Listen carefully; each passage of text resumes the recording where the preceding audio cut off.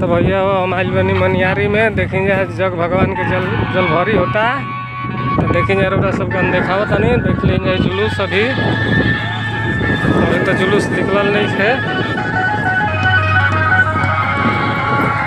लेकिन एकरा जल भरी में शामिल होकर के बबुआ जाओ वीडियो के शेयर कर देव जा,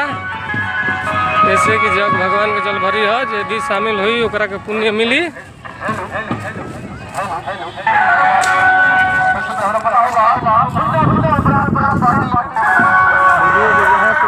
तक पहुँचने के बाद शेयर कर